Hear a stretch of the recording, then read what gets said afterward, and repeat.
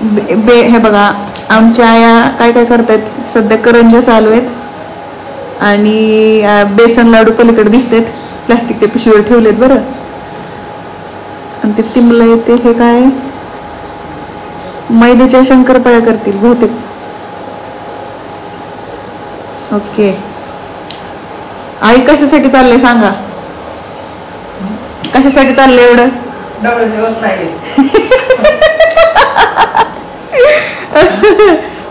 गोद भराई हिंदीत सांगा.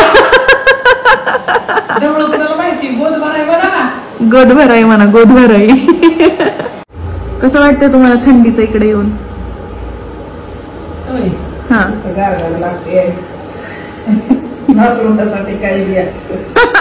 तर नमस्कार, मी स्नेहा विरगणे आपलं या अचानक भयानक ब्लॉगमध्ये सहर्ष स्वागत करत आहे. तर आज आहे रविवार 5 जानेवारी 2024 आणि मी वॉकिंग करते. सकाळचे 11 वाजलेले.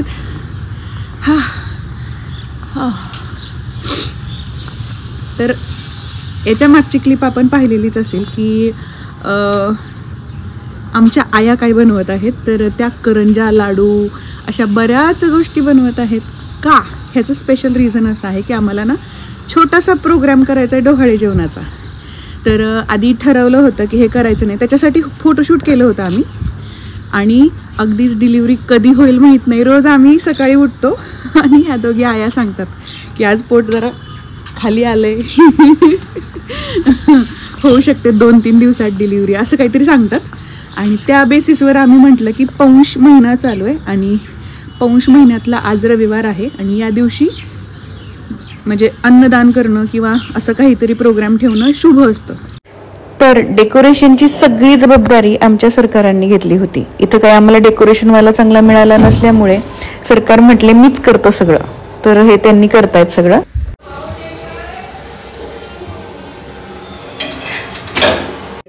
आणि इथं गप्पा मारता मारता आमच्या आयांचा चक्क पुरणपोळ्यांचा 30 ते 40 लोकांचा स्वयंपाक चालू आहे. कसं वाटतंय? छान, एक्साइटेड आहे. एक्साइटेड आहे कशासाठी? नवीन जर्नीसाठी.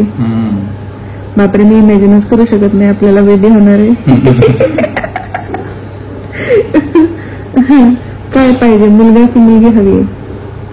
कुणीही असो, इतके दिवस तर मुलगी म्हणून गप्पा मारले. मुलगी हवी, मुलगी. माझ्या चेहऱ्यावर नाही पण तुमच्या चेहऱ्यावर नक्कीच ग्लो आला. आता 9 महिने संपत आलेत. तर कसं वाटलं 9 महिने पूर्ण? खूप छान. खूप छान. थ्रिलिंग जर्नी होती ना, आपण शिफ्ट झालो. आणि अजून काही सांगायचंय? येणाऱ्या बेबीला काही सांगायचंय का? कुणाला सांगताय? बेबीला? दोघाला. मला पण. वेटिंग.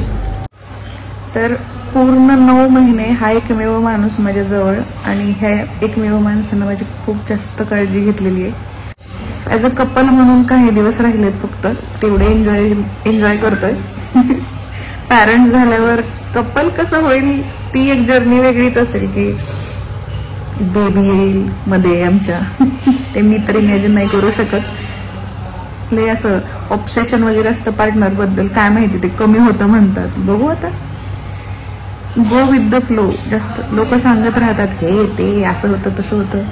मी रोज सांगत राहते हा आता 10 दिवस राहिलेत, हे एवढे दिवस राहिलेत.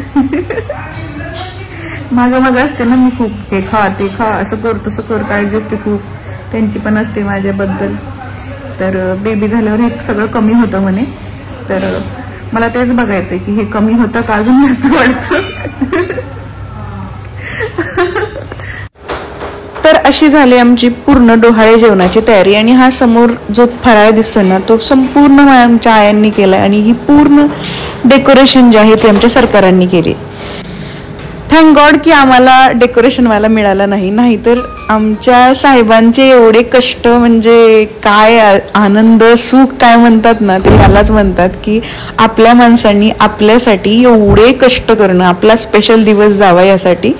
आणि हे फराळ असो किंवा हे सगळी मांडणी असो किंवा हे पूर्ण डेकोरेशन असो, ते सगळं माझ्या घरच्यांनी माझ्यासाठी केलं. हे खूप खूप स्पेशल गोष्ट आहे.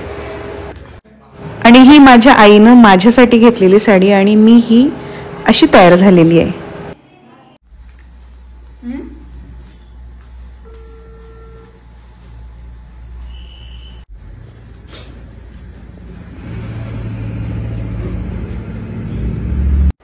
तर ही आहे बाळाची गोलूमोलू मम्मा.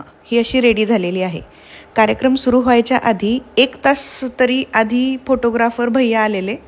तर मी म्हटलं की आधी आपण आपले फोटोज वगैरे काढून घ्यावा. मग मी माझे आधी सिंगल फोटोज काढले. हे सगळ्या पोज आम्ही मॅटर्निटी शूटमध्ये केलेल्या होत्या, त्याच्यामुळं तेच पोज परत देत होतो आम्ही दोघं. आणि हे आमचं ॲज अ कपल म्हणून शेवटचं फोटोशूट असेल. इथून पुढे आम्ही मम्मा पप्पा असू. फोटोग्राफर दादाचा असिस्टंट आम्हाला पोज दाखवत होते आणि आम्ही मस्तपैकी पोज देत होतो. फार फार मजा आली. आणि ह्या आठवणी राहाव्या म्हणून मी याचा टाईमलॅप्स लावून ठेवला होता आधीच. तर काही पोज ऑकवर्ड होत होत्या कारण की इथं दिसत नाही आहे, पण पलीकडं आमच्या दोन्ही आया बसून बघत होत्या हे सगळं फोटोशूट वगैरे. तुमचे सगळे आले का?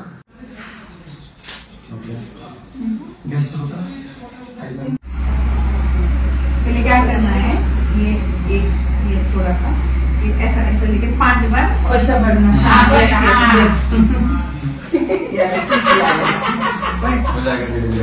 ये पहले सवाल खुद पहले हमारे ऐसे चलता है ना, पता नहीं इधर पार्टी है ना. हाँ, ये पहले टीका लगा के बाद अच्छा ऐसे होता है. तब आपकी अलग अलग होता है. या आ जाओ गाने की क्या. हाँ बैठ जाओ. आप बाकी के लोग भी देख लो.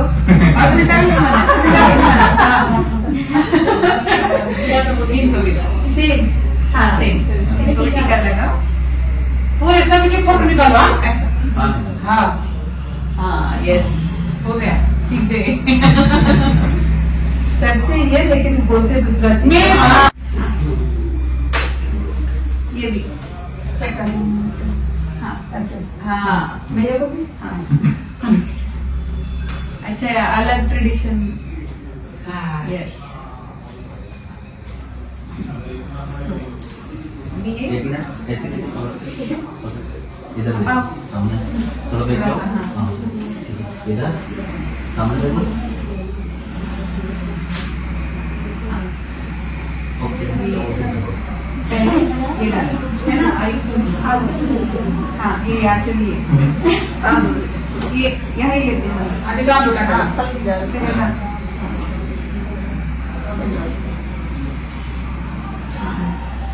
दोन बस पकड़ा लो.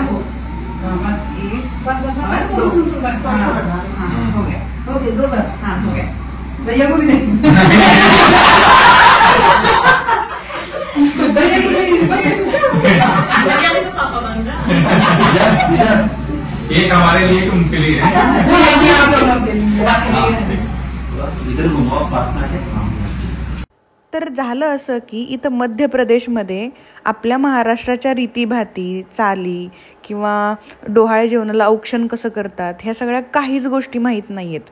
तर मग मी रिसेंट क्लिपमध्ये आधी एकीला दाखवलं की कसं ओवाळतात किंवा काय होतात. त्यावेळेस आम्हाला फार मजा आली त्यांना समजून सांगताना. आणि हे मग सगळ्यांनाच मी असिस्ट करत होते की यार असं असं करा. खूप मजा आली. सगळ्यांनी छान छान गिफ्ट्स आणले होते बाळासाठी आणि मिठाई पैसे बरंच काही काही देत होते आणि आम्ही हसून जोक वगैरे करत होतो.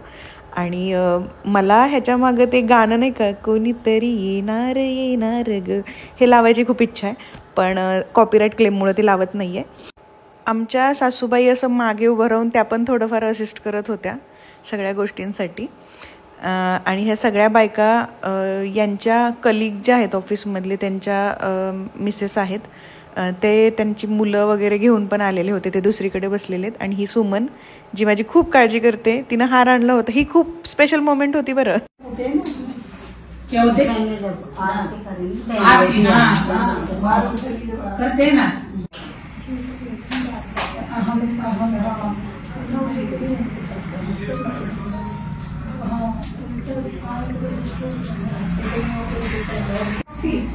आपले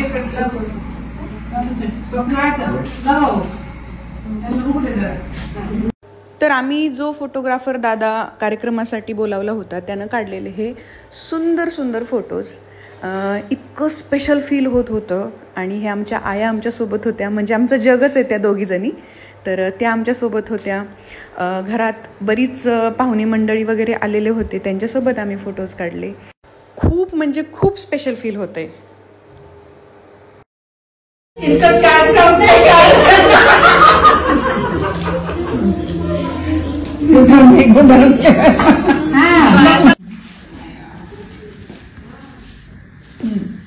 म्हणायचं इल्याची बुताखेताची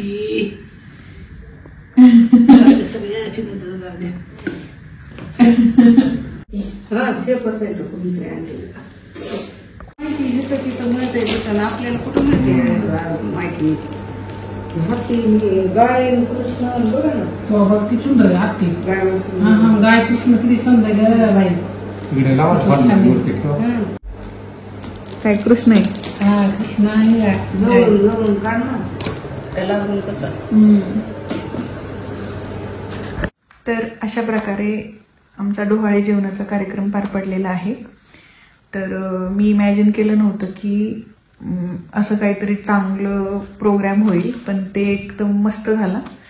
आणि ऑफिसवाले लोक यांच्या जास्त आल्यामुळे जवळपास आम्ही 30 ते 40 लोकांचा स्वयंपाक झाला असेल. तेवढे लोक जेवून गेले आम्हाला धरून. आणि खूप मस्त वाटलं. अर्थातच आमच्या दोन्ही आया खूप राबलेल्या आहेत ह्यामागे. त्या बरंचसं श्रेय त्यांनाच आहे. एवढा मोठा पुरणपोळीचा स्वयंपाक आणि करणं म्हणजे खूप मोठी गोष्ट होती. ते दोघींनी मिळून केलं. आणि इकडं कोणाला पुरणपोळी म्हणजे माहीत आहे फक्त, पण ती दुधासोबत खातात, कामटीसोबत खातात. हे सगळं आई एक्सप्लेन करून सांगत होती प्रत्येकाला की अरे असं असं खा, तसं तसं खा. वाटलं नव्हतं की हा प्रोग्राम होईल, पण तो झाला. असं वाटलं होतं की त्या दिवशी याच्या मागचा व्लॉग शूट केल्यावर असं वाटलं की आता ह्याच्यानंतर चला बाळ आल्यावरच तो व्लॉग येईल, पण आता नाही. आता डोहाळे जेवण झालंय. एवढीच एक इच्छा राहिली होती डोहाळे जेवणाची, ती पण पूर्ण केली यांनी. आणि चला व्लॉगची सांगता करते.